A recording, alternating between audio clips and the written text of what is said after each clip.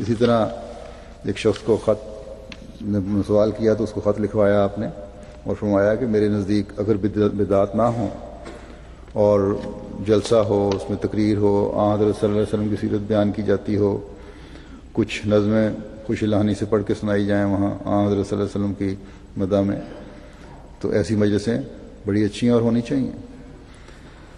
تو حضرت مسیح موعود علیہ السلام کس طرح اپنی اس عشق و محبت کی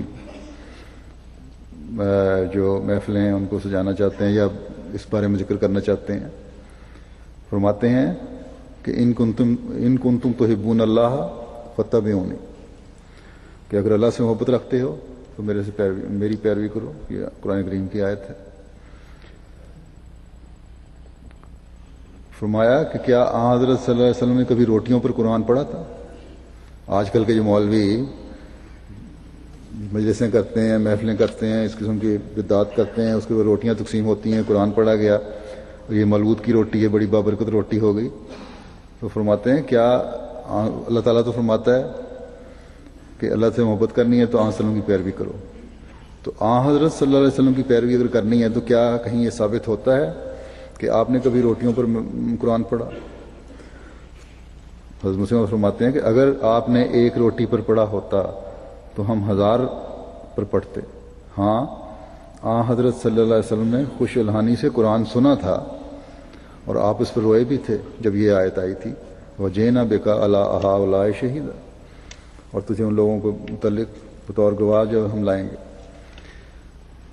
قرآن سنا ضرور کرتے تھے، اور اس پر آپ جب یہ آیت آئی کہ آپ اس پر گواہ ہوں گے تو آپ اس پر رو پڑے۔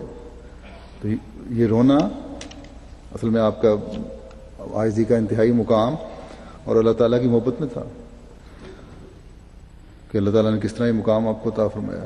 حضرت مسیح علیہ السلام فرماتے ہیں اس سے آپ روئے اور فرمایا بس کر، میں اس سے آگے نہیں سن سکتا۔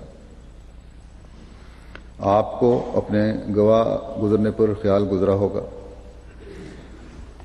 حضرت مسیح فرماتے ہیں کہ ہمیں خود خواہش رہتی ہے کہ کوئی خوش الحان حافظ ہو تو قرآن سنیں، یہ ہے اتباع حضرت صلی اللہ علیہ وسلم کی۔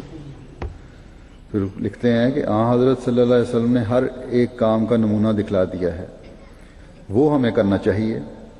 سچے مومن کے واسطے کافی ہے کہ دیکھ لے ہوئے کہ یہ کام حضرت صلی اللہ علیہ وسلم نے کیا ہے کہ نہیں، اگر نہیں کیا تو کرنے کا حکم دیا ہے یا نہیں۔